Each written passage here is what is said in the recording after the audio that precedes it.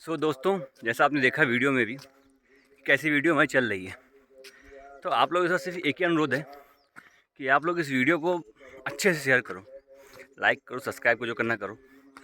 ये हम अपने लिए मांग रहे हैं फ़िलहाल तो, क्योंकि मेरा मेन मकसद था कि हम आगे घूमेंगे। लेकिन जब हम यहाँ पहुँचे तो देखा कि जो संस्कृति है, असली संस्कृति जिसको हम कहते हैं कि जो सांस्कृतिक होती है, पारंपरिक संस्कृति उत्तराखंड की, तो उसको देख के मेरा मन बदल चुका है।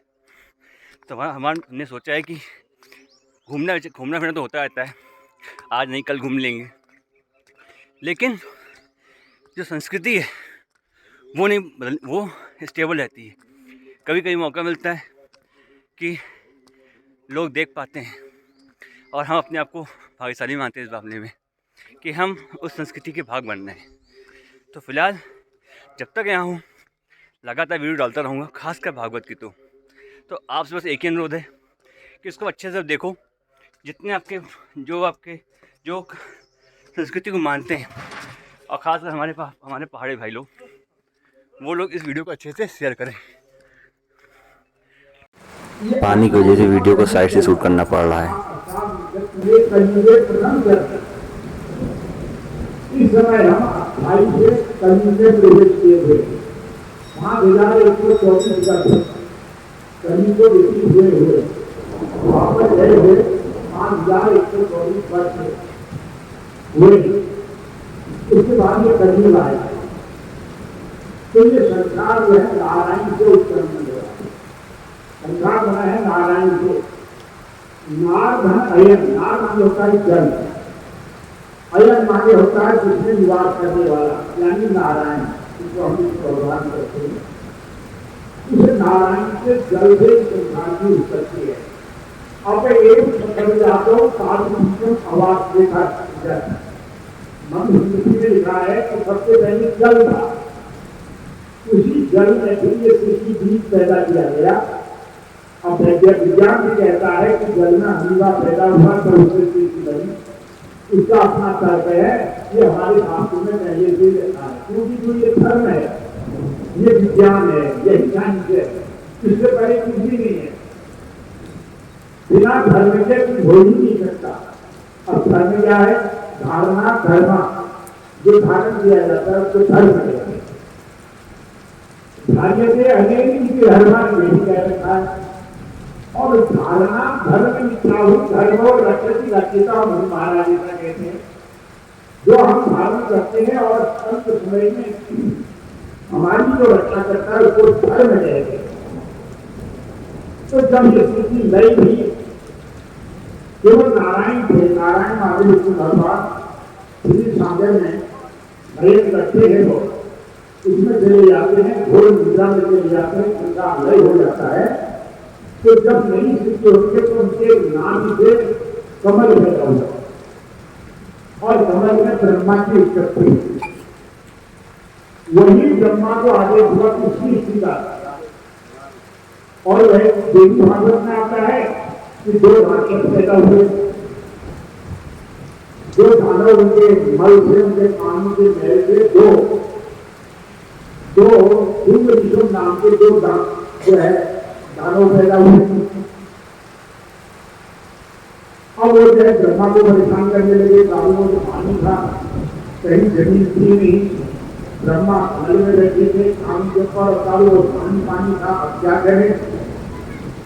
तो उसमें ब्रह्मा ने अज्ञा के पराप्रति महामाया अद्वितीय है उसका, उससे प्रार्थना की।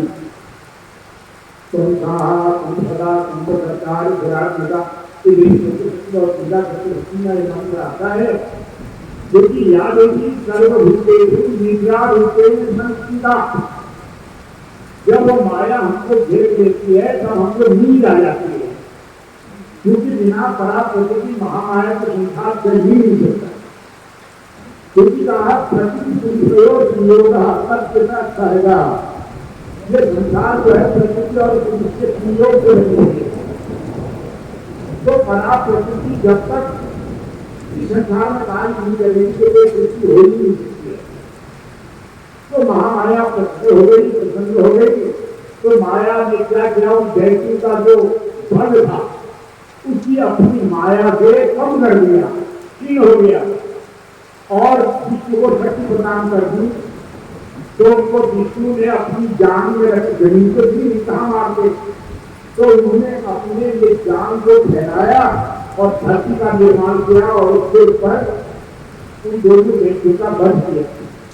वध करने के बाद उनके शरीर से इतनी चर्बी निकली तो सारी धरती में फैल गई, पूरी धरती फट गई इस चर्बी से। उसी दिन से धरती का नाम पड़ गया मेदिनी।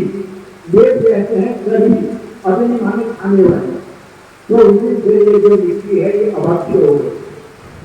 ये इसमें चर्बी मिलने के कारण इसको मेदिनी कहते हैं। फिर जाकर के ब्रह्मा को आगे इस बात को सृष्टि करो।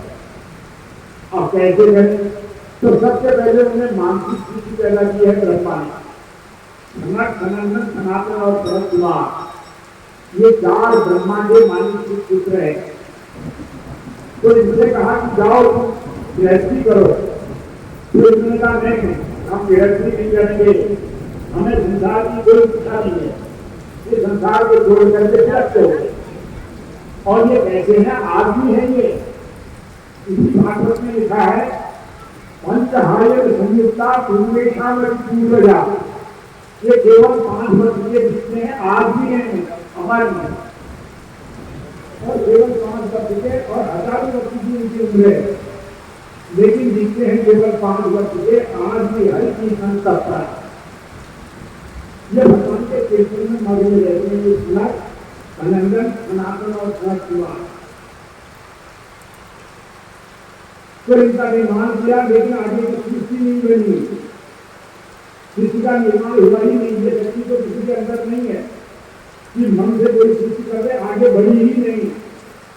तब इन्होंने दक्ष प्रजापति, एक दक्ष और उनकी बीवी नाम की पत्नी जो है, भाई अपने सेवा प्रकट हुई, जाएंगे से दक्ष प्रजापति प्रकट हुए, क्योंकि विष्णु और माया पूरी माया है, जो कोई नहीं कर सकता उसको भगवान करते हैं। इसीलिए भगवान को खड़े समझ में रहते हैं संसार। विष्णु और माया भगवती जया सम्मोहितम जगत आदिशा नाम देनो जब तक विष्णु की माया हमको घेरे हुए कोई काम नहीं कर सकते। ऊपर ब्रह्म है, उसमें माया है, उनके जीव बैठा है, यह माया को जीतना वाला कठिन है। तब भगवान कहते हैं देवी ऐसा गुणमयी मम माया दुरत्या। गीता में भगवान कहते हैं कि तुलनात्मक जो मेरी माया है ये बड़ी दुरत्य है, इसको जीता नहीं जा सकता है। ये कब जीतेंगे हम?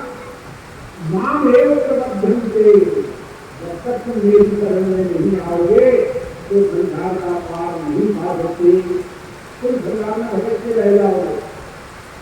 तो वो जो माया है, उस माया के उसके कारण कोई दूसरा काम हो नहीं सकता। वो माया जो हमको दे रही है यही मेरे पैदा करती है, ये मेरा है, कोई कुछ भी नहीं। तो अगर इसको जीतना है तो ये बार धर्म की शरण ले जाओ। कोई माया को काटने वाला भागवत है, तो जो पैदा हुए दक्ष प्रजापति और उनकी पत्नी, फिर उनको आगे दिया कि तुम सृष्टि उत्पन्न करो। तो उन्होंने कई पुत्र जो है उत्पन्न किए, उनको जन्म दिया, लेकिन नारद ने उनको तुम देवानाम कारण दिया था। नारद का काम क्या है? देवताओं की कार्य सिद्धि। तो नारद ने उन बच्चों को विमुख कर दिया संसार से। तब जाकर के दक्ष प्रजापति 60 कन्याओं को जन्म दिया। 60 कन्याएं पैदा हुई। कन्या कौन है? वो प्रकृति के ही अंश है, क्योंकि याद नहीं सर्वभूतेषु मातृरूपेण संस्थिता। जिस घर में मां नहीं है वहां किसी वाले का जन्म हो ही नहीं सकता। यह है प्रकृति। तो सब कहते हैं जत्र नाट्य पूजनते रमनते तत्र देवता। जिस घर में नारी की पूजा होती है, जहाँ समाज में नारी की पूजा की नारी शक्ति है, बिना उसका स्वीकार हो ही नहीं सकता। एक भक्त को जन्म देने वाली माँ, एक राजा को जन्म देने वाली माँ, एक बड़े कहते हैं देवी को जन्म देने वाली माँ, विद्वान को जन्म धीरे धीरे तो संसार बना हुआ है। तब कहा आद्या शक्ति है नारी, इसलिए जहाँ नारियों का सम्मान होता है यत्र नार्यत्र पूज्यन्ते तत्र देवता रमन्ते। जहाँ वस्तु की पूजा होती है वहाँ आज्ञा भगवती की पूजा होती है, और जहाँ आज्ञा भगवती की पूजा होती है वहाँ देवता आते हैं, क्योंकि बिना शक्ति को कोई देवता ही नहीं है। कहते हैं विष्णु की शक्ति कौन है? महालक्ष्मी। ब्रह्मा की शक्ति कौन है? महासरस्वती। शंकर की शक्ति कौन है?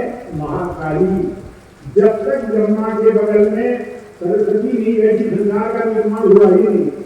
माँ बन करके जब आई तब जाके संसार की स्थिति। गृहस्थी में जब माँ आती है तब किसी बालक का जन्म होता है, और जब तक नारी नहीं आती पुरुष अधूरा होता है। जब अधूरा होता है तो कोई कार्य में समर्थन नहीं होता है। अब कहा गया है जब तीर्थ में जाए, व्रत में जाए, हवन में बैठे, यज्ञ में बैठे, कहीं कथा में बैठे तो आप सबक नहीं बैठे, नहीं बाधा ही समझेगा आपको, पूर्ण ही नहीं। तो इसलिए कहा तीर्थ में जाए तो पत्नी को लेकर के जाए, गोदान करें तो पत्नी को लेकर के करें, कथा श्रवण करें तो पत्नी को में बैठा के करें। क्योंकि राम जी ने अपने यज्ञ किया था, तो नहीं, तो ब्राह्मण ने कहा भैया तुम यज्ञ कर ही नहीं सकते। क्यों? बोले तुम्हारे हो, तुम्हारे पास शक्ति ही नहीं है। बिना शक्ति के तो भगवान को भाग जाती ही नहीं है। तब रामचंद्र जी ने सोने की सीता बना के अपने बगल में रखी, तब जाके यज्ञ पूर्ण किया। आपको मानना पड़ेगा, बिना मानने को तो होता ही नहीं है। तो ये जो नारी शक्ति है साधारण नहीं है। तो इसलिए ये 60 जो कन्याएं हैं यही सृष्टि का कारण है। जब प्रकृति रूपा ये 60 कन्याओं को दक्ष प्रजापति के चरण में दिया, ये पैदा हुई, तब 27 कन्याएं चंद्रमा को दी गई। ये चंद्रमा जो आकाश में बैठे हुए, इनकी पत्नियां हैं 27। ये कौन कौन सी हैं? अश्विनी, भरणी, कृतिका, रोहिणी, मृगशिरा, आरुद्रा, पुनर्वसु, चैत्र, अश्लेषा, मघा, पूर्वा फाल्गुनी, उत्तरा फाल्गुनी, हस्त, चित्रा, कांति, विशाखा, अनुराधा, ज्येष्ठा, मूल, पूर्वाषाढ़ा, उत्तराषाढ़ा, श्रवण, धनिष्ठा, खरबिषा, पूर्व भाद्रपदा, उत्तर भाद्रपदा और रेवती। ये 27 तो हमारे नक्षत्र हैं, जिनके गणना के आधार पर हमारा नाम पड़ता है। ये 27 पत्नियां चंद्रमा की है, जो चंद्रमंडल में जो ऊपर रहती है, इसी से हमारा नाम पड़ता है। ये 27 जो है इनको दी, 10 जो है धर्म को दी, 10 कन्याओं का व्यवहार धर्म के साथ किया, और 13 कन्याएं जो है कश्यप ऋषि को दिलाई गई। 13 कन्याओं का विवाह कश्यप ऋषि के साथ हुआ। तो ये जो सृष्टि है संसार में प्राकृतिक सृष्टि कहलाती है। 13 कन्याएं कश्यप को दी, 10 धर्म को दी, और 27 चंद्रमा को दी, 4 हरिकी देवी को दी गई, और 2 बहुलाथ को दी गई, 2 अमीरा को दी गई, और विद्वान चाहे प्रशासन को दी गई। इस प्रकार वो 7 कन्याओं को तब विवाह होने की वक्त किया। तो जो कश्यप ऋषि हैं उनकी 2 घरवालियां थी, एक दीति और अदिति, यही 2 बहनें। तो दीति से देव के पैदा हुआ, देखिए यहाँ से सृष्टि का क्रम चला, और अदिति से देवताओं का जन्म हुआ। अब देवता कौन होते हैं? जो अच्छे कर्म करते हैं उसको देवता कहते हैं। और ये मनुष्य जब बिगड़ जाता है तो ये राक्षस बन जाता है। दीति ने दैत्यों को जन्म दिया। दैत्य माने बुरे लड़के पैदा हो गए, जिनके कर्म बुरे हैं, जिनका भोजन बुरा है, जिनके विचार बुरे हैं, जिनका रहन सहन बुरा है, वही तो राक्षस है। राक्षस कोई अलग जाति नहीं है। राक्षस भी अपनी माँ से पैदा होता है, अपने कर्म के भोग से राक्षस बन गया। कर्म बिगड़ गए, हम राक्षस बन गए। अरे हमने सत्कर्म कर दिए तो नर से हम ही नारायण बन गए। नारायण करके आता थोड़ी है, नारायण कहीं से नहीं आता। तो ये 4 अचल प्राणी जितने भी हुए हैं संसार में, बाघ, मुकुट, सांप, जो क्या कहते हैं कभी भी दक्ष प्रजापति की बेटी कभी देख रहे हैं, गरुड़ पैदा हुए, क्या कहते हैं बीता से गरुड़ और अरुण 2 भाई पैदा हुए। अरुण जो है चंडी के साथ लगे हुए हैं, भाई पूरी का रखते हैं, और गरुड़ जो है भगवान के वाहन है। वैसे ही सृष्टि बनी, ये संसार चला, फिर यहाँ कर दिया धर्म विधान विश्व के था। जब स्कूल में बच्चे को भेजा जाता है तो साल भर उसको पढ़ाया जाता है, फिर उसके बाद उसकी परीक्षा ली जाती है, तब तो वो पास फेल होता है। वैसे ये संसार कर्मों की खेती है, यहाँ कर्मों की परीक्षा होती है और कर्म दो प्रकार के होते हैं। हम ही कहते हैं अगर गलत करोगे तो दंड भोगोगे, यानी अधर्म करोगे तो नरक में जाओगे, और अच्छा करोगे धर्म करोगे तो स्वर्ग में जाओगे। तो मैं आपको बताऊं स्वर्ग कहाँ है, किसने देखा स्वर्ग कहाँ है, स्वर्ग किसने देखा, कौन गया था स्वर्ग में? ये विचारणीय विषय है कि पहले जन्म में जो हमने ये यहाँ काम किया था उसका फल हमें जो मिल रहा है अच्छा बुरा यही तो है सर, कहाँ है आगे? इसमें कहा गया अब करोगे तो आगे मिलेगा, यानी जब हम अगले जन्म में मिलेंगे तो हमको नरक नरक अच्छा बुरा वहां मिलेगा।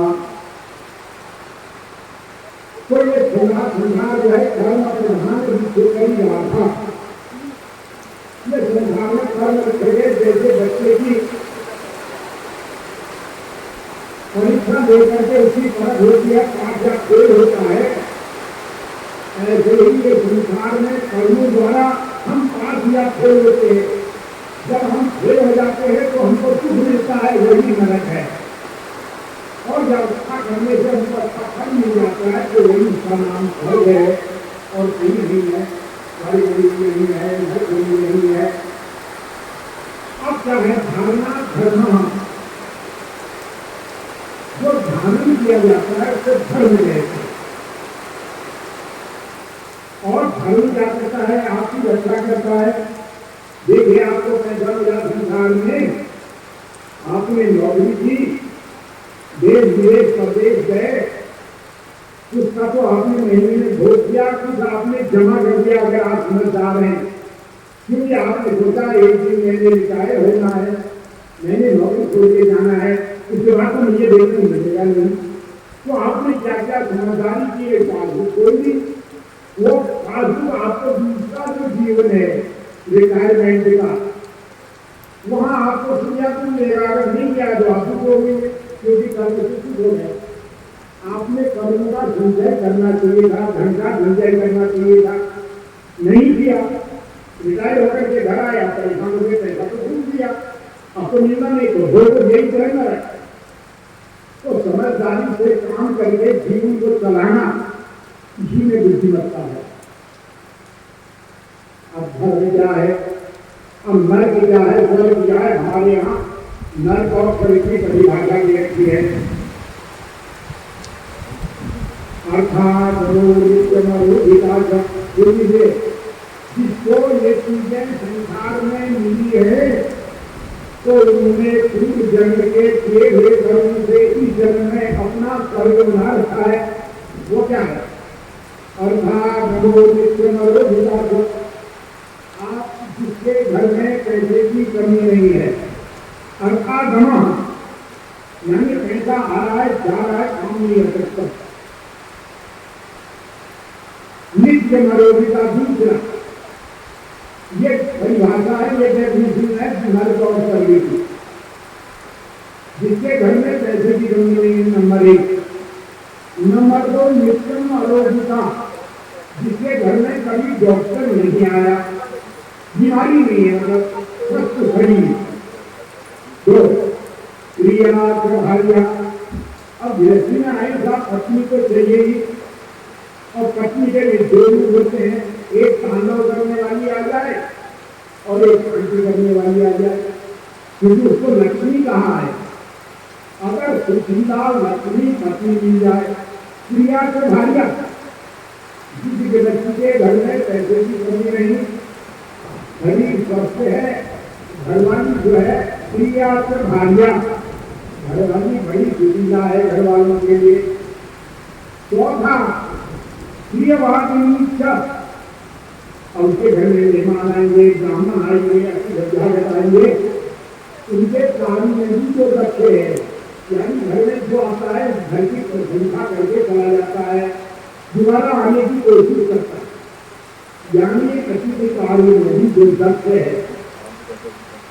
अब है पांचवा बंधक विद्या, जिसके आज्ञाकारी बैठे हुए हैं। देखिए आप देखिए शुरू से हो रहा है, ये है धर्म की परिभाषा। आज्ञाकारी बैठे हुए हैं। और छठा है अर्थकरी से विद्या। अपने पास भी ऐसी कला है कि जब जाकर ऐसी की कमी हुई, अभी एक कमी सुनी, एक किसी को गाना सुना दिया, कलाकार है, दूसरा है, तीसरा करता है, जो ही उसमें इतना पैसा कमा के ले आएगा भारत। यानी अपने पास भी ऐसी टेक्निक है, उसके पास ऐसी कला है कि अर्थकरी से विद्या, इस विद्या से पैसा कमा लेता है। ये है धर्म की परिभाषा। तो जिसको ये संसार में इतना मिला हुआ है, धर्म है, पैसे की कमी नहीं, स्वस्थ शरीर है, अपनी दुशीला है, और क्या कहते हैं अपनी व्यवहारक का कार्य करने में भी दक्ष है, आज्ञाकारी देते हैं। छठा जो है अर्थकरी विद्या है। ये जिसको मिला है स्वर्ग उसको स्वर्ग यहाँ मिला हुआ। स्वर्ग माने तो और क्या है? स्वर्ग कहते हैं सुख का नाम, सुखी जीवन, क्योंकि स्वर्ग स्थायी नहीं है। ये तो ऐसा है आपके पास पैसा हो गया, आप विदेश चले गए, आपने वीजा बना लिया, कब तक? जब तक आपके पास पैसा है। और वह वीजा तब तक रहेगा जिसमें वीजे की अगर खत्म हुई, आपका पैसा खत्म हुआ, उनका बैठ को जाइए, आप अपने घर जाइए, अब तुम्हारा वीजा खत्म हो गया, नहीं तो तुमको हम बंद कर देंगे। ऐसा ही ये स्वर्ग नरक की है महाराज। स्वर्ग स्थायी नहीं है। ये स्वर्ग कब रहेगा? जब आप आज भी धर्म करेंगे, क्योंकि कहने की जो धर्म रूपी पाठभूत है उसको आप इस जन्म में खा रहे हैं। अगर उस पासबुक में जमा नहीं करोगे, जिस दिन पासबुक खत्म हो गई तो गए ये बड़ी कंगाल हो गए। स्वर्ग तो ऐसा ही है, मृत्यु लोकम निशंति। स्वर्ग यह है तब तक रहेगा जब तक आपके पुण्य रहेंगे, जब तक आपका पैसा है, तो आप हवाई जहाज में यात्रा करो, सितारा होटल में 2.5 साल में भोजन करो, 3 स्टार या 3 सारे होटल में भोजन करो। जिसमें पहला धर्म हो गया, अपने घर में चुनेगा और कोई बड़ी बड़ी बनाओ, खाओ पियो, स्वस्थ रहो, आ जाएगा अपनी जगह पर। तो स्वर्ग स्थायी नहीं है, ये कर्म से मिलता है और कर्म से ही संचित रहता। कर्म खत्म हो गए तो फिर नरक हो गया। तो एक कर्म फल है, इसके अलावा वो कैसा है, वो कम मिलता है। निर्माण मोहा गीता कहती है, जिसने ये ज्ञान प्राप्त कर लिया, निर्माण मोहा दोषा, जिसने संसार को जीत लिया है, यहाँ के सारे संगति सबको इंद्रिय प्राप्त कर ली है, और परम ज्ञान गच्छन्ति मूढ़ा पदमाद्यय उनका कर, वो लोग तो उस परम पद को प्राप्त करते हैं जहाँ से आना जाना भी होता ही नहीं। स्वर्ग और नरक का तो दुख कब है जब हम संसार में, तो स्वर्ग का नाम है सुख, नरक का नाम है दुख। जैसे अब जब क्या कहते हैं नरक में जब मनुष्य जाता है तो माता पिता को आवाज लगाता है, भगवान का नाम जपता है। अब मैं बता देता हूँ, 2 बेटे हैं, एक बेटी नहीं है नरक, हम जानने के लिए बता रहा हूँ, कहीं नहीं है, नरक भी यही है, स्वर्ग भी यही है। ये सही है, पुण्य धर्म है, नरक चले गए, दुख मिल गया, और पुण्य रहता गए तो भोग कर रहे हैं। एक 2 बेटे पैदा हुए, एक ने चोरी कर दी, देखे आप, एक ने चोरी कर, उसको लेना नहीं मिले, क्या आएगा? चोरी को बनाने को आता है, पुलिस वाले आते हैं ना, उसकी रिपोर्ट होगी, थाने से पुलिस वाला आएगा, हलगड़ी लगाएगा, कहाँ ले जाएगा? जेल में। फिर वहां जाके क्या उसको पूरा करेंगे, उसको नाम देंगे, डंडा उठाएगा, थानेदार मारेगा, और जब कर्म से मार पड़ेगी तब वो माँ बाप को याद करता है, लेकिन मुझे बचाओ, मुझे बचाओ, मैंने गलती की, मैंने गलती की। तो जब आप धर्म नाम सुनते तो उसमें आता है कि जब आप मारते हैं, कहाँ आ गए? यही तो मारते हैं, चोरी करी जेल में गए, मार पड़ रही है, कल को फिर में बंद कर रखा है, यही तो गुरुनाम में आता है। समझने की बात है कि नरक भी यहाँ है, स्वर्ग भी यहाँ है, और हो रहा है जमानत के लिए, जमानत की हो रही है, आदमी चिल्ला रहा है। और एक ने IAS की परीक्षा पास कर ली, अच्छी नौकरी प्राप्त कर ली, IAS बन गया, तो उसके लिए क्या है, सरकारी गाड़ी आई।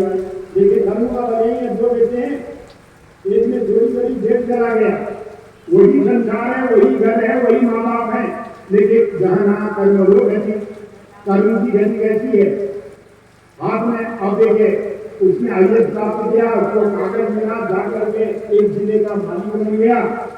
उन्होंने कहा भैया ये आपका बंगला है, ये आपके नौकर हैं, ये आपके वाहन है, ये आपकी तनख्वाह है, ये आपका कार्यालय है, बैठे रहो, पूरे जिले को चलाओ, खूब पैसा मिल रहा है, आज मजे हो रहे हैं, स्वर्ग यही तो है स्वर्ग।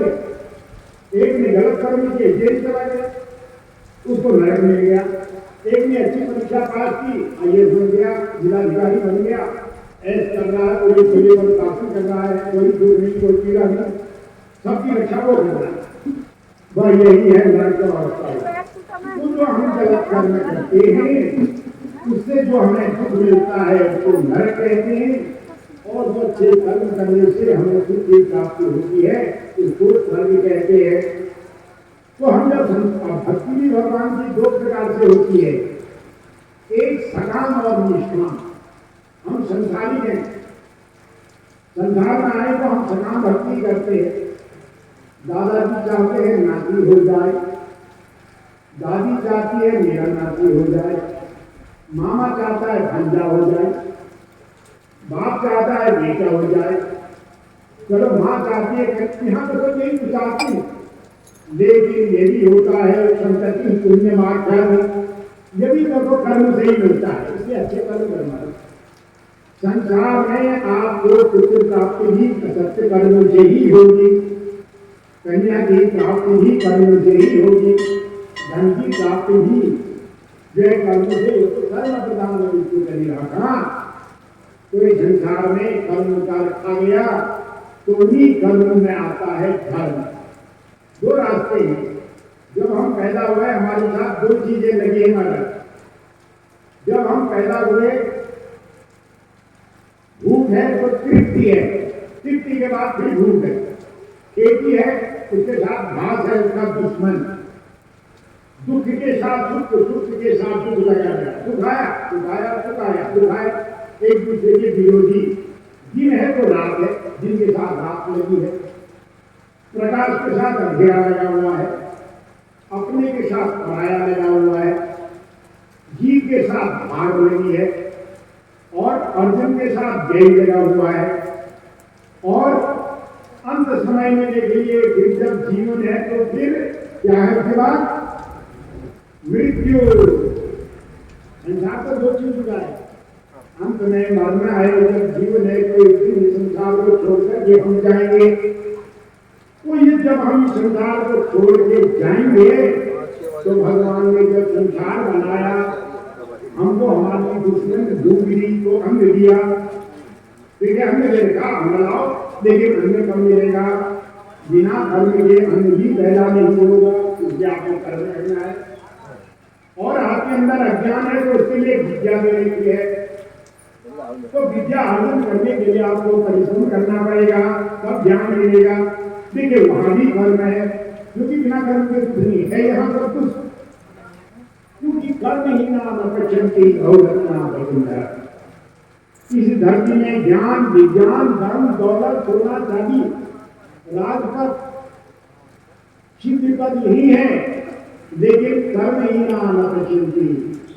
लेकिन जो कर्म ही में नर पावत नहीं, कर्म ही मनुष्य को नहीं मिलता है। इसलिए कर्म करो, बिना कर्म के कुछ भी नहीं है। पैसा यही मिलता है लेकिन मेहनत करनी पड़ेगी, कर्म करो। तपस्या सिद्धि यही है लेकिन आपको तपस्या करनी पड़ेगी। अन्न भी यही पैदा होता है लेकिन आपको परिश्रम करना पड़ेगा, मुंह में नहीं आएगा।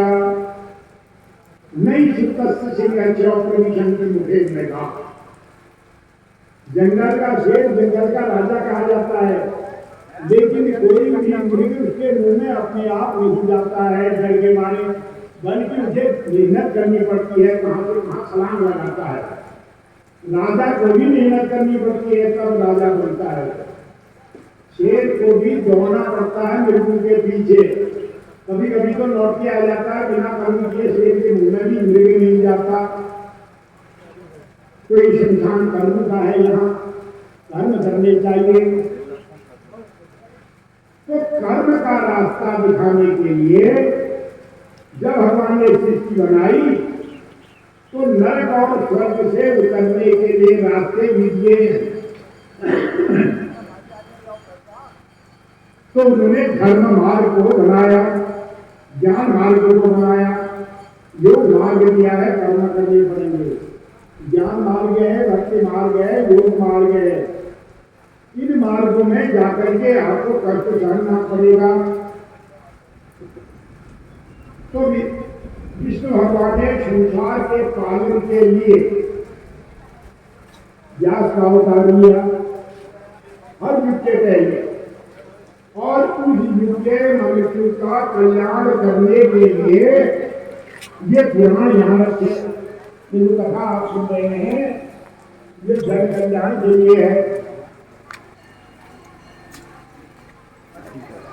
तो बिना कर्म के कुछ नहीं होगा। तो कर्म दो ही है संसार में, और दो कर्मों में दो ही अंत समय में साथ जाते हैं। मरते समय या तो धर्मानुगो गच्छति जीव एक, कल मैंने आपको बताया था कि मरते समय जो हमने अर्जन किया वही तो जाएगा, सब साथ छोड़ देते हैं। जो हमने दो चीजें अर्जन की हैं, अधर्मानुगः या धर्मानुगः, सब साथ छोड़ देते हैं। तो अंत समय में दो चीजें जाती है। अगर हमने पाप किया है वही साथ जाएगा, और अगर हमने सत्कर्म किया है तो वही तो साथ जाएगा। तो इसलिए जाते समय और ये संसार साथ जाने वाला नहीं है, क्योंकि गच्छन्तम अनुगच्छति, अंत समय में मनुष्य का साथ जो किया कर्म है वही जाता है। इसलिए जब समय मिले तो मनुष्य ने जीवन में आके धर्म का संचय करना चाहिए। धर्म करना चाहिए हमारा, धर्म करें। कर्म दो ही हैं, एक चोरी है, एक ईमानदारी है। चोरी करोगे जेल जाओगे, ईमानदारी करोगे तो पुरस्कार मिलेगा। बस यही धर्म की अधर्म की परिभाषा है। धर्म जो है सत्कर्म है, अधर्म बुरा कर्म है। तो डरो,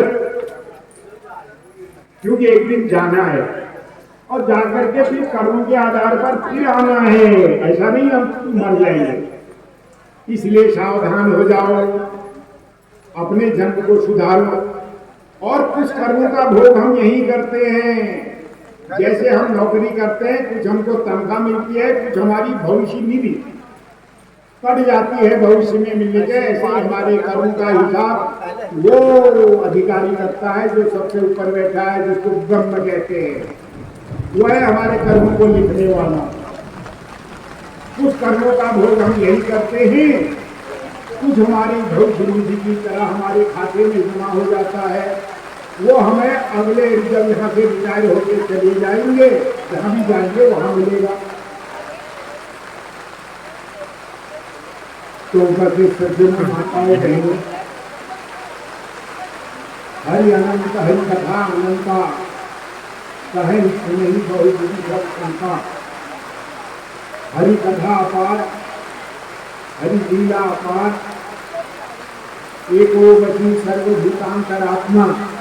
वो भगवान केवल एक है और सारे प्राणियों में चल रहा है, अंश रूप में सब में बैठा हुआ है। और योनियां कितनी हैं? 84 लाख। उन 84 लाख योनियों में जो बैठा हुआ है उसकी कथा को कौन कह सकता है, कौन सुन सकता है? इसकी एक उम्र 84 लाख प्रकार की कथाएं। एक गरीब ब्राह्मण की कथा एक अपनी है, वो भगवान का अंश है। एक अमीर की, एक गरीब की अलग कथा है, एक ठाकुर की अलग कथा है, एक कुत्ते की अपनी कथा है, एक सर्प की अपनी कथा है। तो 84 लाख प्रकार की योनियों में बैठा हुआ वो ब्रह्मा, उसकी कथा को कौन कह सकता है? अब कहा है लिखती गृहीत्वा शारदा सर्व कालम बनाना ईश पारम में आती। महामाया सरस्वती लिखने के लिए बैठे।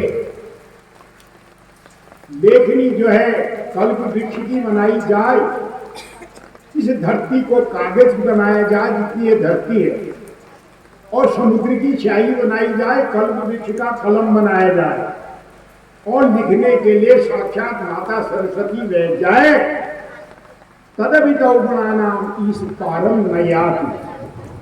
लेकिन तेरा वर्णन फिर भी नहीं हो सकता है। 84,84,100 श्लोकों का स्कंद पुराण, उस स्कंद पुराण के आखिर में क्या लिख दिया? उतना लिखने के बाद आदि मध्यांत हीन आयो निर्गुणा ये गुणात्मने। हे प्रभु, हार गए हम। तेरा आदि भी नहीं है, तेरा मध्य भी नहीं है, तेरा अंत भी नहीं है। तू जो ऐसा है तुझको हम केवल नमस्कार ही कह सकते हैं। तू जैसा है तुझको नमस्कार है। तब कह रहे भगवान से बचा हुआ कोई नहीं है। आदित्य चंदावन्यो नीलस्ता भौमोमी आपो हृदय में अमस्ता अहस्रात्रि चौवेश संगे धर्मो ही जाना आती नरस्यम। मनुष्य ये न सोचे मेरे कर्मों को देख कौन रहा है। बिल्कुल देखने वाला देख रहा है। महाराज को शासन कर रहा, राजा की नजर कहाँ नहीं है?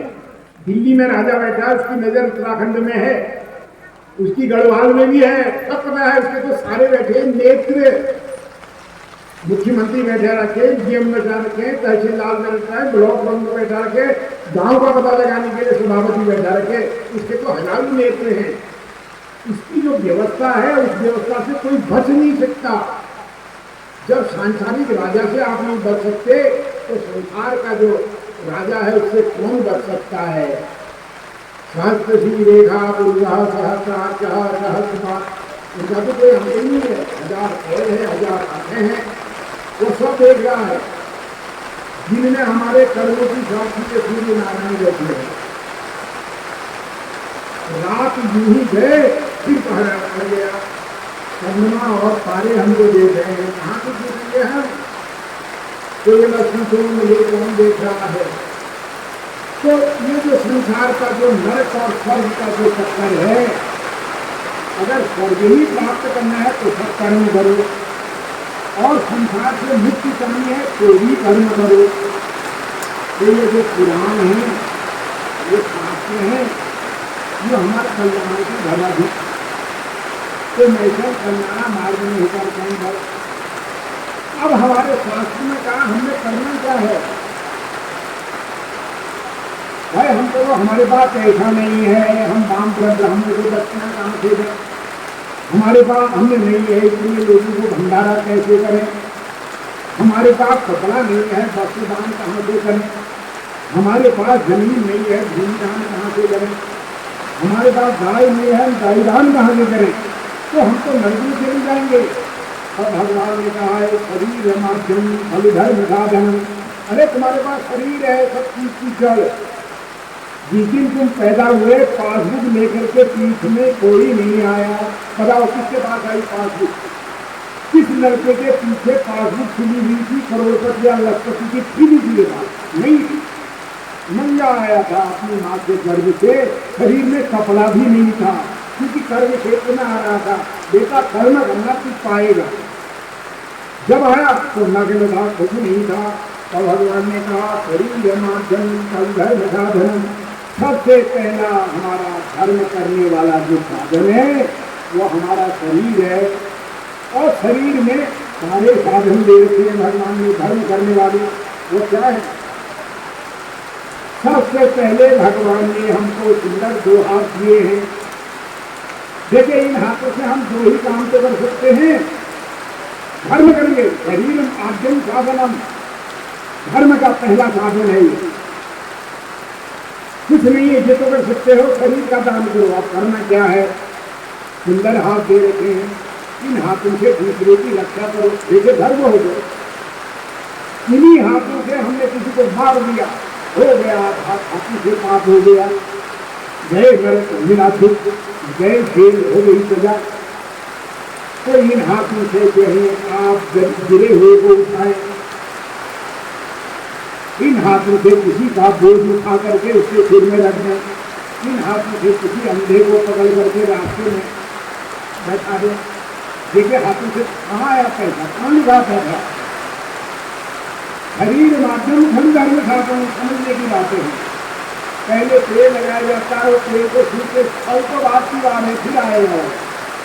इस पेड़ को लगाने के नियम को कीजिए, तब धर्म फलित होगा। तो इन हाथों से जो है अच्छा काम करो, ये धर्म है। जब ये हाथ भगवान के मंदिर में जुड़ जाते हैं तो इन हाथों का दान हो जाता है कि पैसा कहीं नहीं आया, हाथों का दान कीजिए। नीचे ऊपर जाते समय मंदिर मिलता है, सिर झुका करके हाथ जोड़ लो। दूसरा हमको भगवान ने वाणी दे रखी है, वाणी। वाणी में कोई पैसा नहीं लगता, कहीं से रिचार्ज करना नहीं पड़ता इसके। आपका मोबाइल में पैसे खत्म हो गए, आप चार्ज करना चाहोगे, लेकिन वाणी में ऐसा नहीं, अपार है और कोई कीमती नहीं है, फ्री में दे रखा है।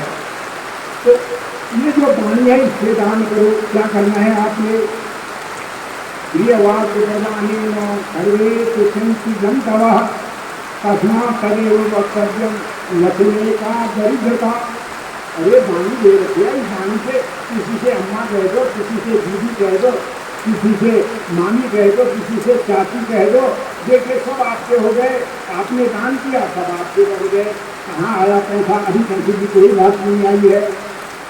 हाथों का भी हो गया, पानी का भी हो गया। अब ये दो सुंदर कलम युगल दो पैर दिए हैं भगवान ने, इन पैरों से जा करके भगवान के मंदिर में दर्शन कर लो महाराज। इन पैरों से तीर्थ में चले जाओ, इन पैरों से सत्संग में चले जाओ। देखिए पैरों से दान हो गया, इन्हीं पैरों से किसी की हत्या में शामिल हुए तो मिल गई जेल, हो गया, आप गवाह बन गए, फिर भटकते रहो। कर्म का फल है, एक बुरा कर्म है, अच्छा कर्म करना इसी शरीर से, बुरा न करके अच्छा करना है।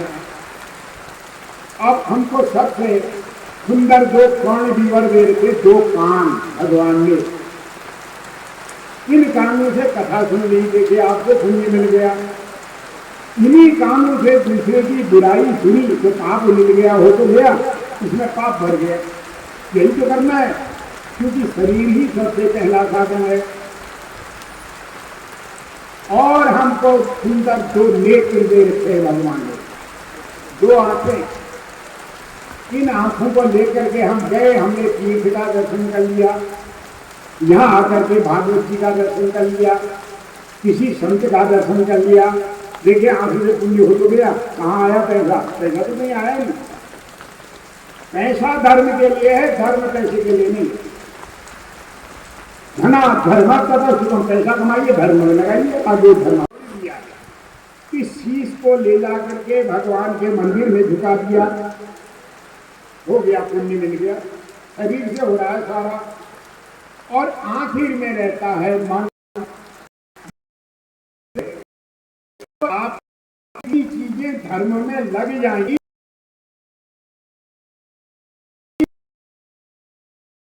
कारण ये मन ही तो है जो मानता नहीं है। और इस मन को मनाने के लिए आप सत्संग में जाइए। ये मन जो है तो पुण्य मिल गया, क्योंकि मन जो है, मन बड़ा पागल है, ये मनुष्य को जो है भटका रहा है। तो मन की तृष्णा है, ये कभी खत्म नहीं है। सत्संग में जाओ, क्योंकि बिल्कुल सब ये सत्संग बनाए रखना है। इन सत्संगों में आओ, बैठो। ये सत्संग ही मनुष्य का उद्धार कर सकता है। इसलिए आज इस भागवत कहो, चाहे ज्ञान की कहो, चाहे सत्संग कहो,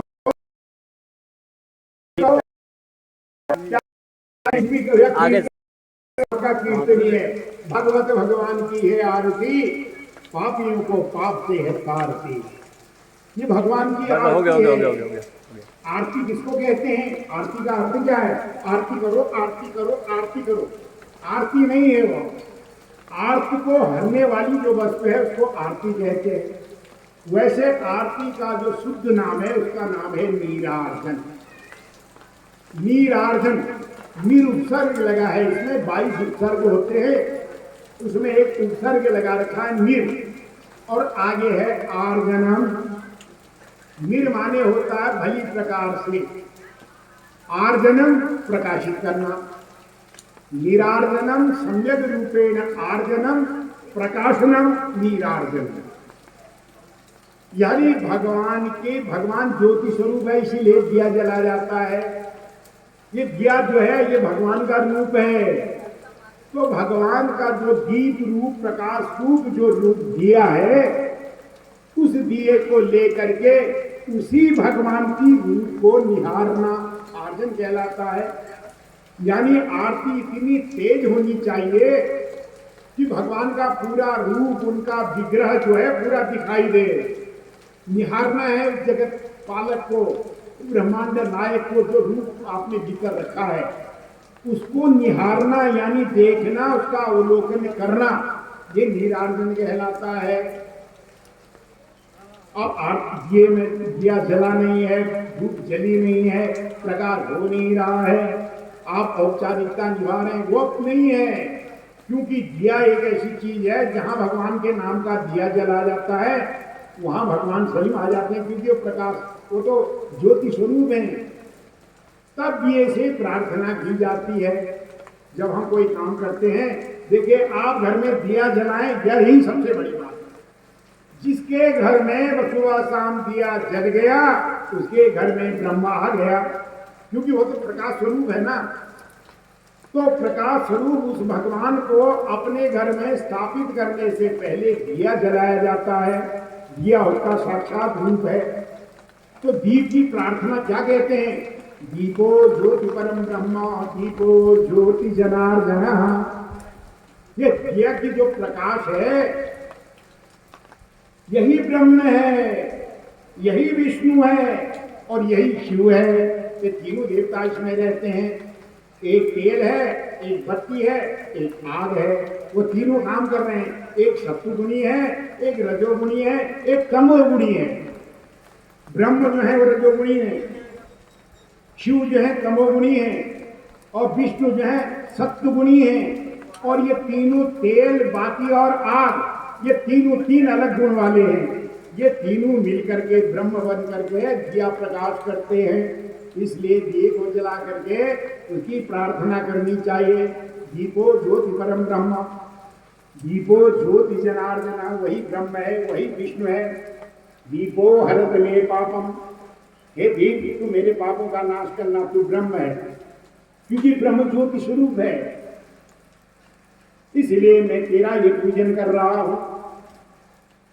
मे पापम दीप ज्योति नमोस्तुते, ये दिया तुझे मेरा नमस्कार है। तेरे से पहले ब्रह्म भी नहीं है, शिव भी नहीं है, तो उनका प्रकाश रूप में दिया बन करके विद्यमान है। मैं तेरी शरण आ रहा, तुझे जला रहा हूं, मेरे यज्ञ की रक्षा करना। प्रधान दिया पहले जला दिया है।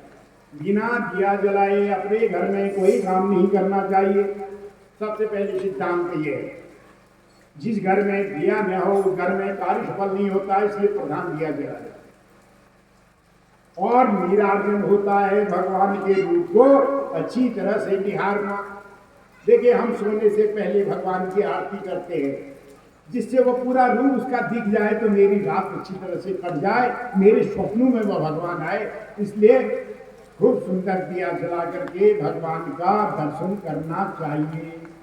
ये है दिया, समझ गए आप? ये का मतलब ये नीरार्जन हम इसलिए करते हैं। नीरार्जन निर सम्यक रूपेण आर्जनम प्रकाशनम, प्रकाशित करना नीराजन।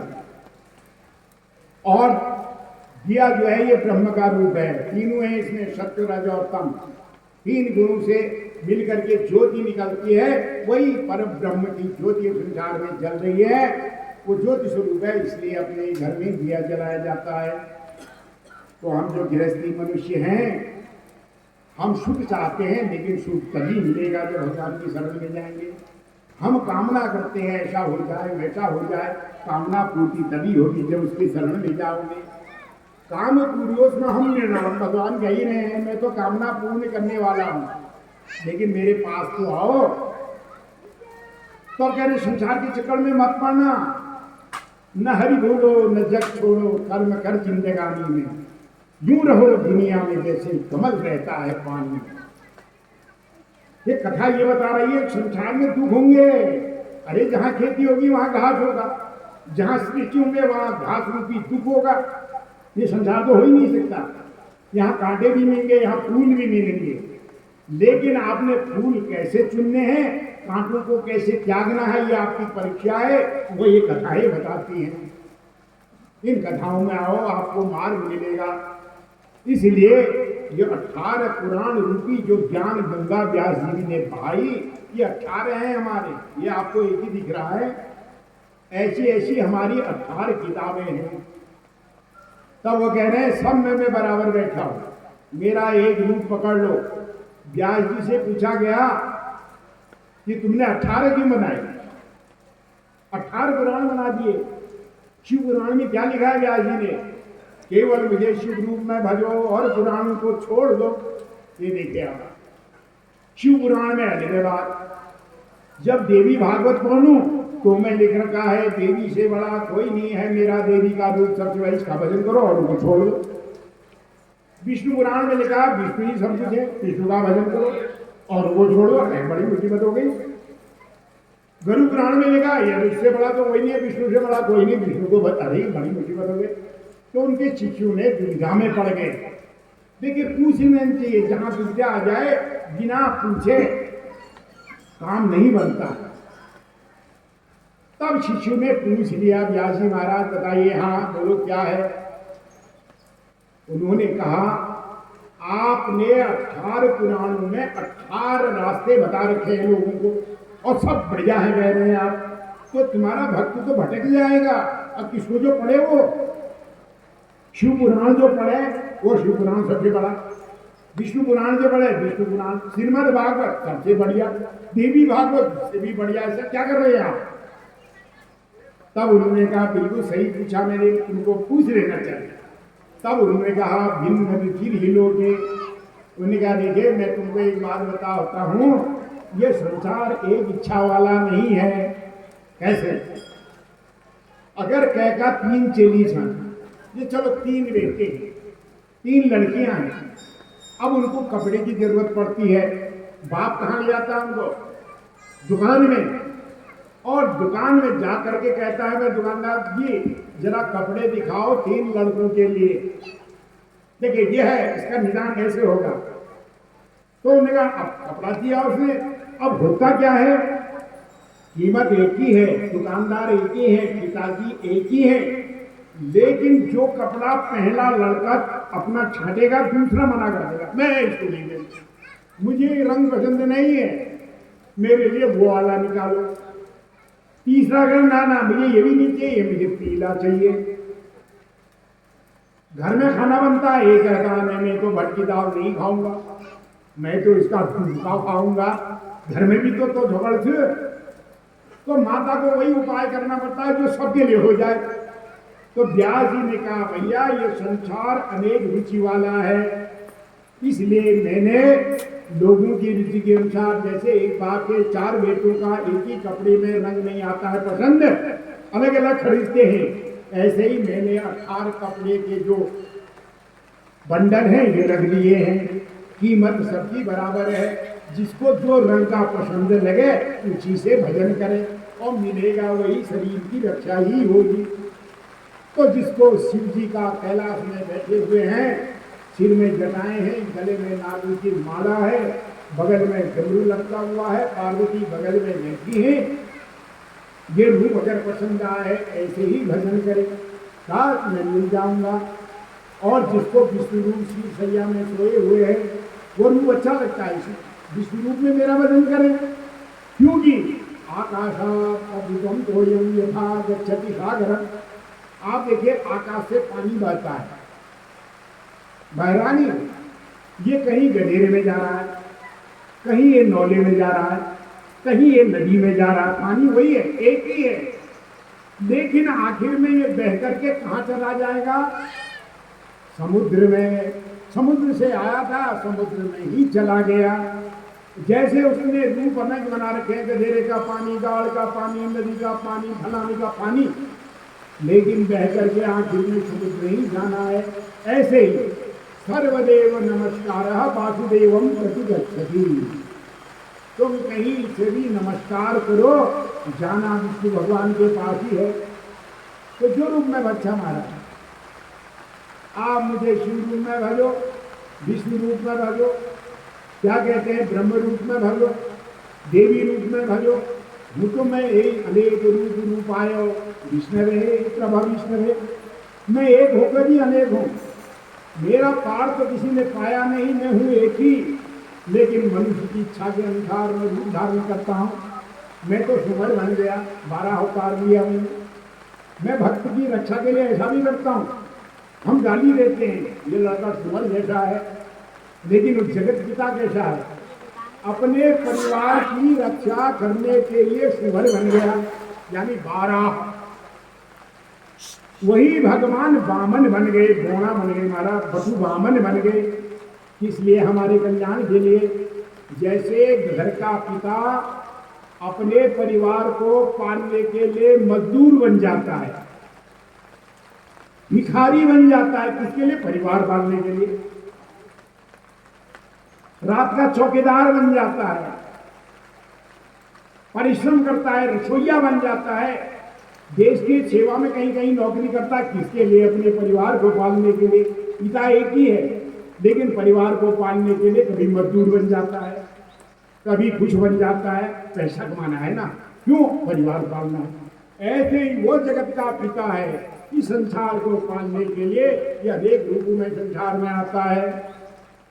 इसलिए उसको भजो महाराज, उसका भजन करना चाहिए, बचेंगे नहीं। क्योंकि वो जो है ऊपर बैठा, हम सब देख रहा है, ऊपर वाला पाछा फेंके, नीचे चलते दांव, कभी धूप कभी छांव। वो पाछा फेंक रहा है, कभी धूप और छांव चल रही है, लेकिन दिखाई नहीं दे रहा है। सबको नाच नचाता, फिर भी नजर नहीं जो आता। नचा सब रहा है, देख सब रहा है, नरक दे रहा है, स्वर्ग दे रहा है, कर्म का विधान कर रहा है। तब कह रहे तद विजिज्ञास्व तद ब्रह्म, उसको जानो मारा। और जानेंगे कैसे?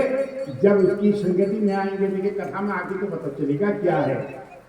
नहीं तो संसार तो मनुष्य को भटकाता है। तब कह रखा है कि एक समय तुम जब तक संसार में रहना ने टाइम नहीं मिला, टाइम किसके पास है? टाइम निकालना पड़ता है हमारा। सत्संग में आने के लिए टाइम निकालना पड़ेगा। आपके सत्संग में आप तो टाइम था नहीं, किसको पता था भागवत हो रहा हुआ, लेकिन आपने टाइम निकाला, आगे निकालना पड़ेगा ना। बिना निकाले कुछ नहीं होता है। पैसा फूको फूक दिया, लेकिन बचाओगे तो बच भी तो जाएगा। यही है कला, इसको कहते हैं कला। जीवन में समय चक्र बनाना पड़ता है, टाइम टेबल बनाना पड़ता है, तब काम होते हैं। हमारे पास केवल समय था, किसके लिए कौन समय था ये नहीं है। यहाँ आपको करना पड़ेगा। यही आपकी ये विवेक कहाँ मिलेगा? बिन सत्संग विवेक न।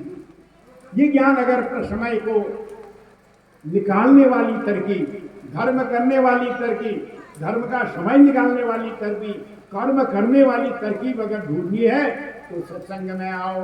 ये सत्संग हो रहा है, इसको ज्ञान यज्ञ भी कहते हैं। तो इसलिए सत्संग में आ रहे, आगे सत्संग रही महाराज। और जब हम कोई कर्म करते हैं तो बाधाएं जरूर आती हैं। अरे खेती करने में जब भीषण गर्मी पड़, ओलावृष्टि भी हो जाती है, बहुत बड़ी भयंकर अतिवृष्टि भी, अनावृष्टि भी हो जाती है। लेकिन किसान छोड़ता नहीं है, क्योंकि ये तो संसार का चक्र सूक्ष्म आगे भगवान कहते हैं सुख दुख समे कृत्वा लाभा लाभो जया जयो। अगर तूने इस संसार को जीतना है तो सुख और दुख को मिलाओ। सुनहु भरत भावी प्रबल सुख दुख जीवन साथ, हानि लाभ जीवन मरण यश अपयश दिया। सही रामचंद्र जी कह रहे हैं महाराज क्या बात कर रहे हो, ये संसार तो ऐसा है सुख दुख जीवन साथ, ये तो जीवन का साथ है, दिन है तो रात है, कोई नहीं सकता ऐसा। दुख है तब सुख की परिभाषा लिखेंगे आप। अगर आपको दुख ही नहीं आया तो परिभाषा किसकी लिखेंगे, किस सुख की परिभाषा लिखेंगे आप। जब आपको भूख लगती है, जब आप तृप्त होते हैं, तब आप तृप्ति की परिभाषा लिखते हैं।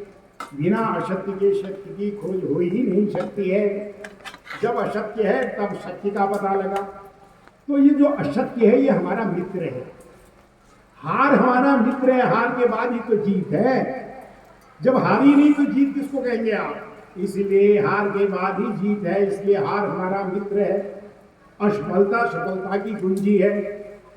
हम अब जब असफल ही नहीं होंगे तो सफलता की क्या डेफिनेशन, क्या परिभाषा होती है। ऐसे ही जब हम कथा में आएंगे तब कथा की परिभाषा लिख पाएंगे। अब कुछ दिन में आप कहेंगे, अपने आप ही कह देंगे देखो मेरा समय भी जो है सदुपयोग हुआ, मेरे कानों का सदुपयोग हुआ, मेरे हाथों का सदुपयोग हुआ, मेरे पैरों का सदुपयोग हुआ, मेरे मन का सदुपयोग हुआ, मेरे आंखों का सदुपयोग हुआ, मेरे कानों का सदुपयोग हुआ। इसलिए कथा एक ऐसी चीज है जिससे मनुष्य का कल्याण हो गई। नहीं परिभाषा यहां नहीं आते तो कैसे पता चलता। ये ऑल इन वन है, बस एक में सब आ गया, आपने करना कुछ नहीं है। आप आए बैठ गए, कोई शुल्क नहीं है इसकी। ये बेचने के लिए नहीं है, कथा बेची नहीं जाती, ये कथा बांची जाती है, कथा का प्रचार किया जाता है, व्यापार नहीं। तो आइए, कोई पैसा थोड़ी है, कहाँ लिखा पैसा, नहीं तो हर अध्याय में पैसे लिखे होते, पैसा कहीं नहीं लिखा। तो ये सत्संग जो है एक कुसंग है, एक सत्संग होता है, एक कुसंग होता, एक मित्र होता है, एक शत्रु होता है। तो सब जगह संसार में लगा रहा।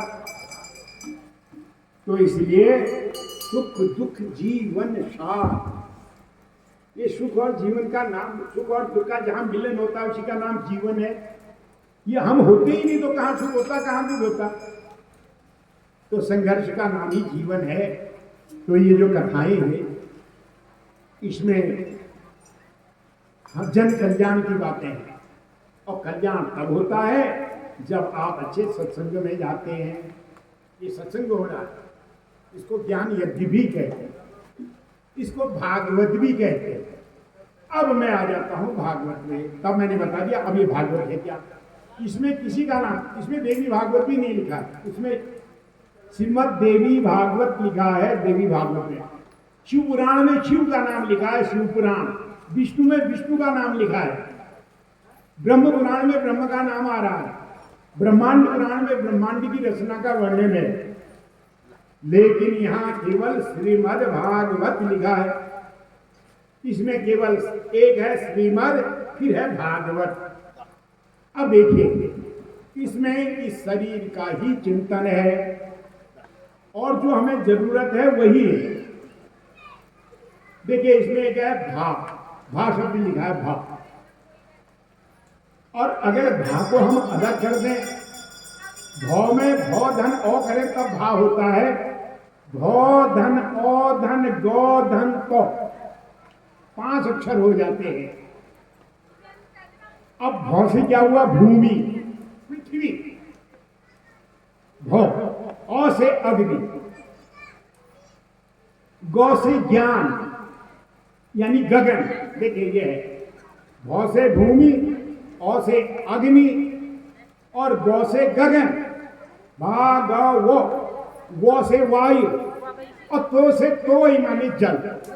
ये 5 तत्वों से हमारा शरीर बना हुआ है। एक तो सीधी पृथ्वी, भूमि, फिर जल, तो से तोय, पावक अग्नि, औ भौ धन औ माने अग्नि। तो 5 तत्व से ये बना शरीर है। इस शरीर को धर्म मार्ग में कैसे लगाए, इसका चिंतन जिसमें है, यह है भागवत। दूसरा इसका अर्थ है भा माने धर्म, दूसरा है गौ अर्थ, वो काम, तो मुक्ति कारण, और भौ से भक्ति। देखिए, भौ से भक्ति, गौ से ज्ञान, वो से वैराग, तो से तारा। एक अर्थ थोड़ी है, ये भागवत का सार है। देखिए, इस भागवत में ही इतने अर्थ हैं, तो अब बताइए किसका अर्थ करें। तो हमें अपना व्यवहारिक अर्थ लेना है।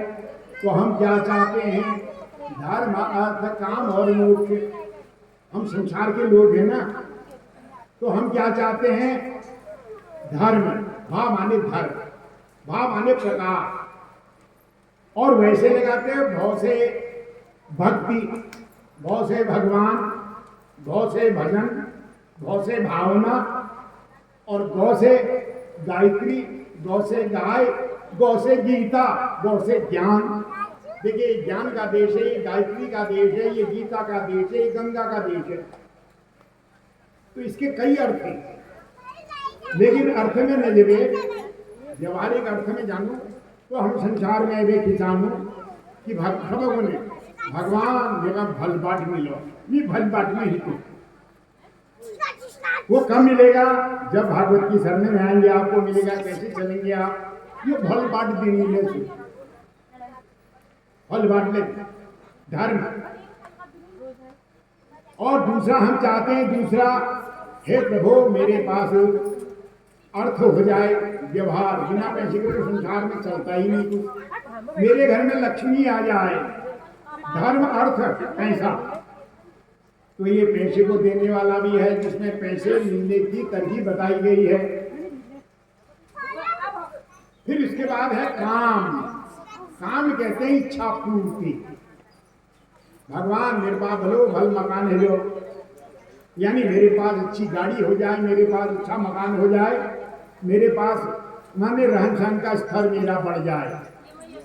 यह है काम, मन की इच्छा पूर्ति करना। और अंत समय में हम क्या चाहते हैं, हर कोई ये चाहता है भगवान जब मैं इस संसार से जाऊं तो अच्छी तरह से चला जाऊं, मेरा कारण हो जाए, मैं भूत बन करके ना आऊं जो कि मेरा विधान करना पड़े। एक आदमी आता रहे ढोल बजाए, मैं नाचूं, ऐसा नहीं, मेरी मुक्ति हो जाए। तो धर्म अर्थ काम मोक्ष देने वाला भी है, भक्ति ज्ञान वैराग्य और तारण देने वाला ये है।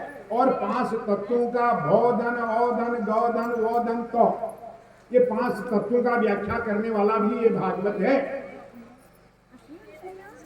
तो हमें व्यवहार अर्थ लेना चाहिए भाई, यो धर्म देनी से धर्मवर्धन करनी, भल बाट देनी से भल बाट से धर्म है।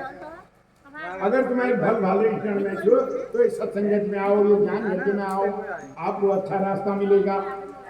जब अच्छे रास्ते में चलोगे तो आपको ज्ञान अपने आप मिल जाएगा, और जहाँ ज्ञान मिलेगा उसके बाद वह आपको वैराग्य मिल जाएगा। वैराग्य, वैराग्य का मतलब क्या होता है, न हरि भूलो न जग छोड़ो, यह है विवेक। माने आपको कीचड़ में रह के कैसे खिलना है, ये कमल की भांति आपको विवेक प्राप्त हो जाएगा। न हर भूलो न जग छोड़ो, कर्म कर जिंदगानी में, यूं रहो दुनिया में जैसे कमल रहता है पानी में। कुछ कर लोगे तो बनेगी जिंदगानी आपकी, दुनिया भी सीखेगी सबक पढ़कर कहानी आपकी। अब पीछे अगर एक इतिहास छोड़ना चाहते हैं आप, प्रेरणा यही तो है कि वो बना कुछ उपाय कर जाओ कि लोग आपको याद करें मरने के बाद। यही तो अमरत्व है। शरीर थोड़ी रहता, शरीर नहीं रहेगा, शरीर तो मर गया। आत्मा जब जाती है तो लोग उसको फिर भी याद करते हैं, फलाना बहुत अच्छा आदमी था। यही है स्वर्ग। ये हो गए आप अमर, मरने के बाद इतिहास छोड़ गए, आप अमर हो गए। और लोग कह रहे हैं उसका नाम मत लेना भाई, खाते समय किस शनीश्वर का नाम ले आए आप, रे तो साला गया जो गांव मतलब शांत हो गया, ऐसे तुम मर गए तो समझो हो गया नरक। इसी को कहते हैं अमरत्व, कि मरने के बाद भी लोग आपसे प्रेरणा ले रहे हैं। आप पढ़कर कहानी आपकी सफलता के राजों को वो ढूंढ रहा है, यह है अमरत्व। तो इसको देने वाला ये भागवत है।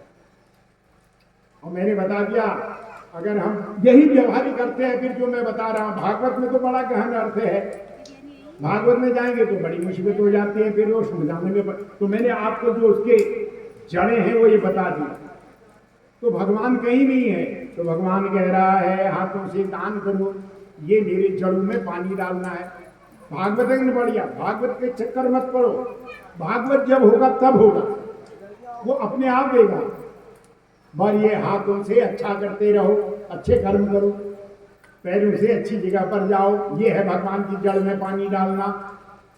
और दूसरे पर दया करो, ये है भगवान की जड़ में पानी डालना। भगवान धर्म दिव्य बद्ध मूलो वेद स्कंद पुराण साकाट्या ऋतु कुटुंब मोक्ष बलो मधुसूदना पादबोचे गुरुग्राम। अरे वो तो साक्षात धर्म के वृक्ष हैं, वेद पुराण ये जो है इसकी शाखाएं हैं, धर्म उसकी जड़ है और मोक्ष का फल है। तो भगवान की शरण में जाओ ने। हाँ पढ़ा हम तो नच्छी पहले नीची नीचे अगिले गिरो, ये पंचदत्त का शरीर है, मरने की बाद इसकी तीनी गत होने वाली है। देख लीजिए, अब आप एक जंगल की मुर्गी मरती है तो वो खाने के काम आती है, उसके लिए लोग दौड़ पड़ते हैं, मुर्गी मरी है लाओ लाओ, वो भी लड़ता है। हाथी मरता है, जिंदा हाथी 1 लाख का, मरा हुआ 11 लाख का हो जाता है। जंगल की लकड़ी गिरती है, लोग उसको लेने के टूट पड़ते हैं, कोई उसकी पत्तियां, कोई उसकी लकड़ी, कोई उसके डंठल। दौड़ है महाराज, वो भी जीव है।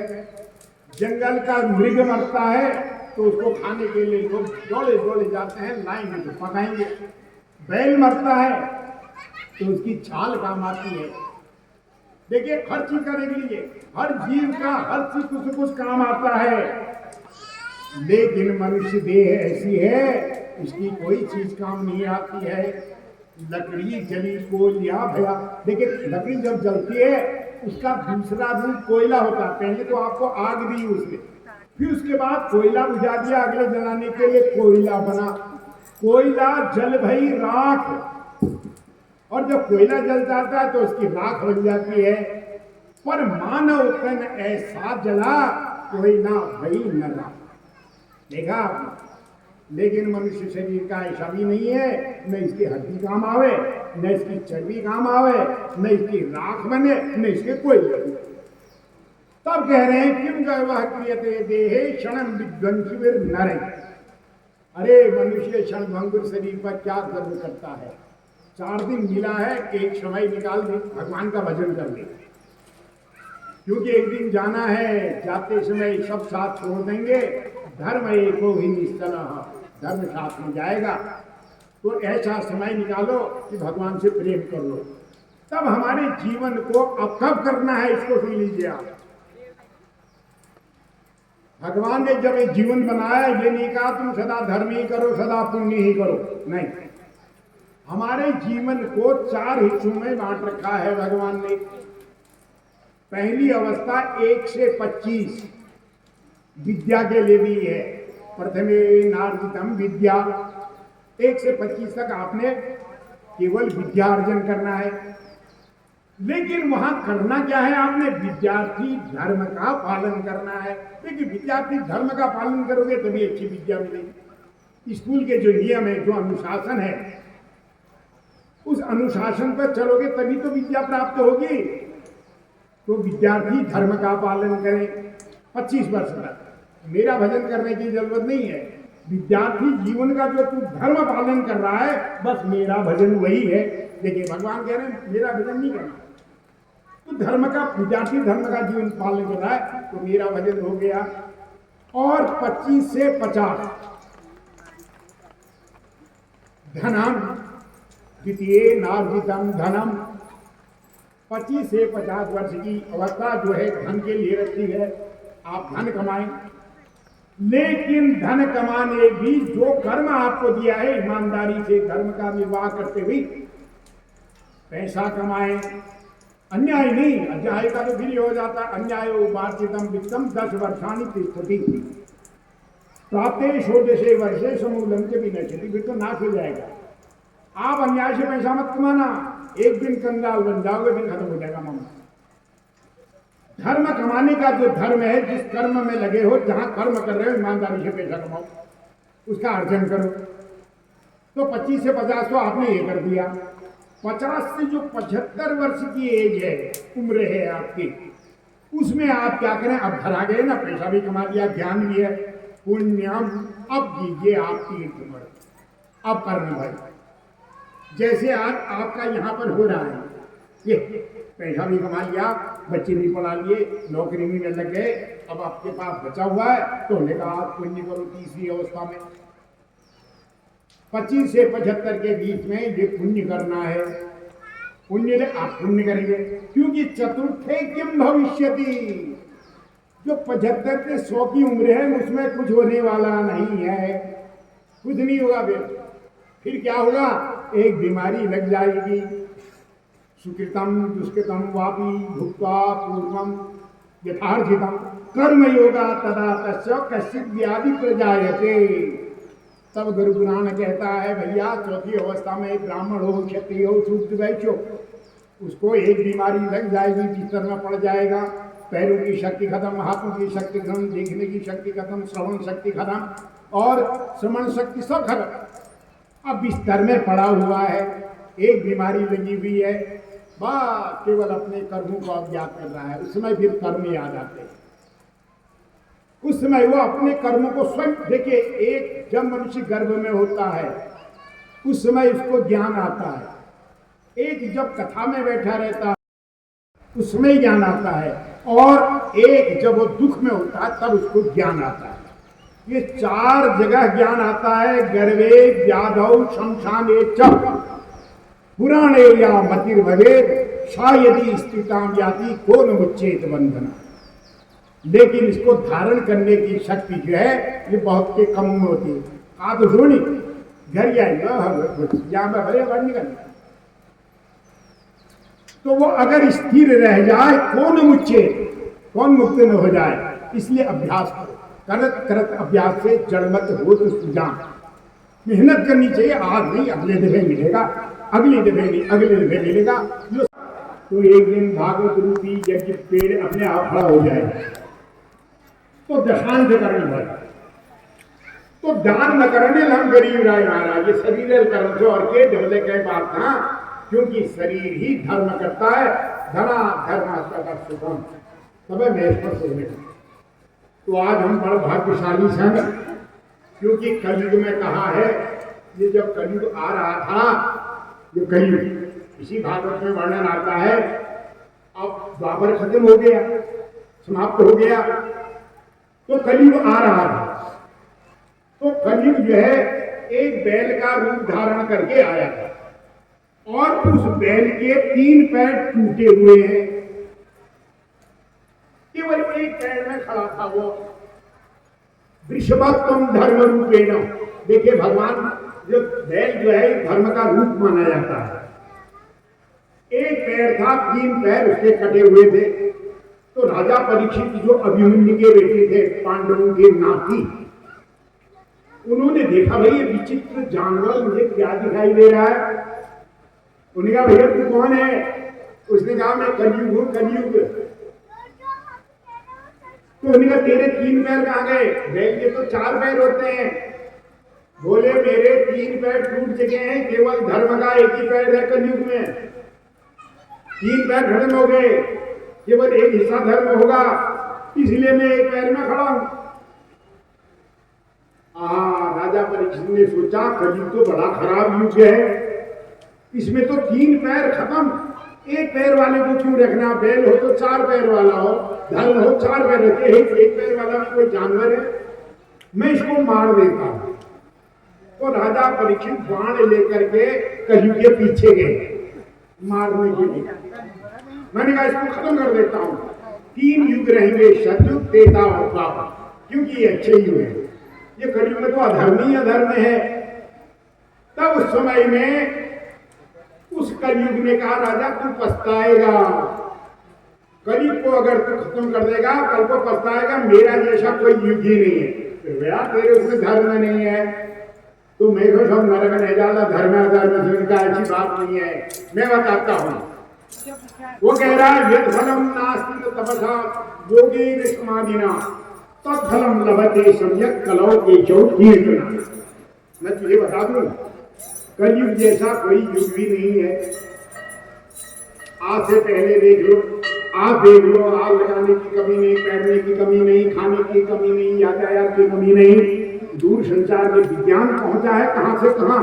कल माने मशीन, युग माने समय, ये तो मशीन का युग है, विज्ञान का युग है महाराज। लेकिन उन्होंने कहा देखो मैं बता देता हूं, सतयुग, त्रेता, द्वापर में बड़े बड़े यज्ञ और पुरस्मरण से वो फल नहीं मिलता था। वो कलयुग में केवल कलौ केशव कीर्तना, कलयुग में केवल भगवान के कीर्तन से सारे फल मिल जाएंगे।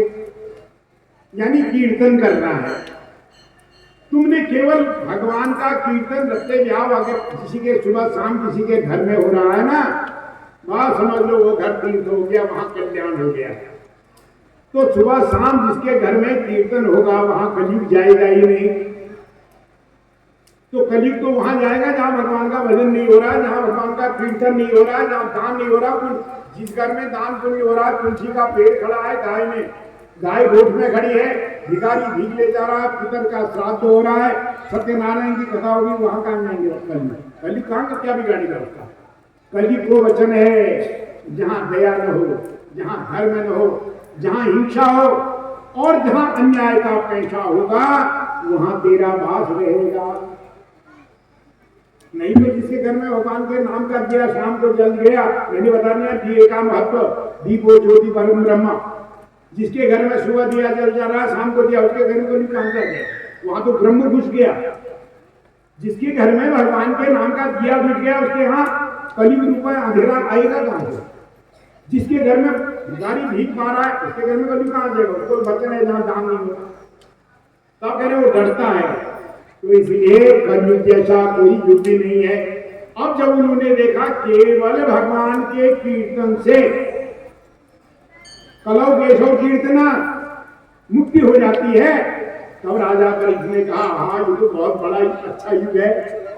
अब देख लीजिए आप, क्या नहीं है कलयुग में, बड़ा आनंद है, बड़े बड़े मकान है, यातायात के साधन है, दूर संचार है, टेलीफोन मोबाइल देखो सबके घर में है, अमेरिका बात कर लो, है ना। कलयुग बहुत बढ़िया बढ़िया किस्म किस्म के फैशन चल रहा, कपड़े पहने, ऐसा पहने, आदमी जो है पेटीकोट पहनने लगे, लड़कियां जीन्स पहनने लगी, है ना कलयुग का प्रभाव। अरे है ना, बढ़िया हो गया ना, कपड़े की कमी नहीं, खाने की कमी, लगाने, अब तो पहचान ही नहीं है कौन लड़का कौन लड़की। बाजार में है चेली लड़का का लड़की का तो पता ही नहीं है, ऐसा समय। लेकिन इतना सुंदर समय जहां सुख सुविधा की कमी नहीं है। बस अब करना क्या है सुन लीजिए, धर्म का पालन करना ही पड़ेगा। धर्म नहीं करोगे एक दिन मारे जाओगे। विज्ञान जहां वरदान है वहां अभिशाप भी है। अभिशाप क्यों है? अगर आप धर्म का पालन नहीं करेंगे। देखिए आपके घर में सिलेंडर है ना, सिलेंडर आजकल गैस वाला, उसके साथ एक किताब मिलती है, क्या लिखा है उसमें? नियम लिखे, नियम माने धर्म। रेगुलेटर खुला छोड़ दोगे विस्फोट हो जाएगा।